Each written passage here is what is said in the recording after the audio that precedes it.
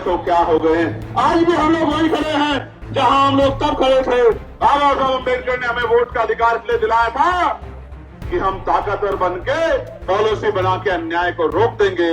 लेकिन हम कभी इसकी बातों में आ जाते हैं, कभी इसकी बातों में आ जाते हैं, और फिर हम 5 साल अन्याय सहने के लिए मजबूर होते हैं। मैंने पिछली बार भी आपको कहा था कि मेरे लोगों बिल्कुल पटना मत, एकजुट रहना, ताकत बनाना, वरना 5 साल जो अन्याय होगा फिर बार बार कहा करोगे चंद्रशेखर भाई आ जाओ, चंद्रशेखर भाई आ जाओ, चंद्रशेखर भाई आ जाओ।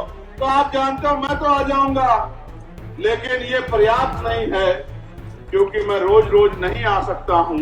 आपको यहीं के नेताओं को ताकत देनी पड़ेगी। नागौर के डांगावास कांड को लेकर इन दिनों सियासत गरमाई हुई है। नागौर के डांगावास में दलित हत्याकांड के 40 आरोपियों के बरी होने को लेकर स्थानीय लोगों में भारी आक्रोश है और लोग इस फैसले का जमकर विरोध भी कर रहे हैं।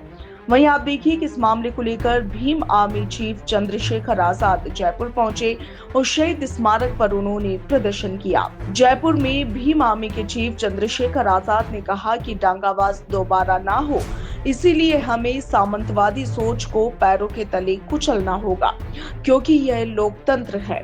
वहीं आरोपियों की रिहाई को लेकर चंद्रशेखर आजाद ने कहा कि सरकारी वकील हायर किए जा सकते थे, जिससे इन दलितों को न्याय मिलता।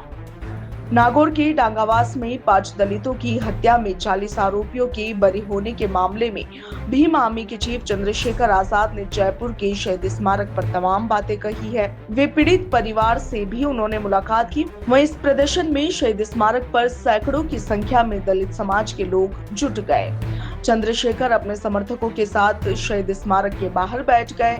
वहीं कलेक्टर से बात करने के लिए एक डेलीगेशन भी इस दौरान भेजा गया। भीड़ को देखते हुए मौके पर पुलिस ने अपना भारी जाब्ता तैनात किया। वहीं शहीद स्मारक के बाहर प्रॉपर तरीके से बैरिकेडिंग भी की गई और इसके साथ ही इस पूरे प्रदर्शन के दौरान ड्रोन से निगरानी भी की गई। चंद्रशेखर आजाद ने इस दौरान कहा कि कुछ घटनाएं तकलीफ देती है, गहरे जख्म छोड़ जाती है। डांगावास प्रकरण उसमें से एक है। देश की सबसे बड़ी एजेंसी सीबीआई भी इस मामले में सबूत नहीं जुटा पाई। आखिर ऐसा क्यों हुआ?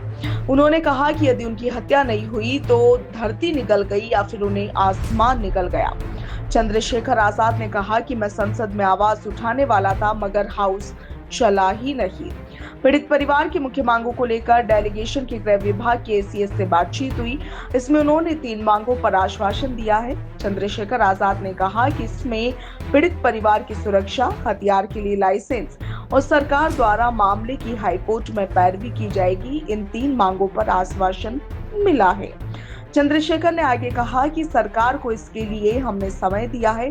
यदि इसके बाद भी कुछ नहीं होता है तो हमने डांगावास में महापंचायत करने का फैसला किया है। उन्होंने कहा कि सरकार को 10 दिन का अल्टीमेटम दिया गया है। यदि 10 दिन के भीतर ये मांगे नहीं मानी जाती है तो डांगावास में एक बड़ी महापंचायत की जाएगी। आपको बता दें कि 14 मई 2015 को जमीन विवाद में रत्नाराम मेघवाल, पोखरराम मेघवाल, पांचाराम मेघवाल, खेमाराम मेघवाल, गणपत राम मेघवाल और दूसरे पक्ष के रामपाल गोसाई की हत्या हुई थी। इनमें 3 हत्या ट्रैक्टर से कुचलकर की गई थी। वहीं आपको बता दें कि इस घटना की जांच सीबीआई को सौंपी गई थी।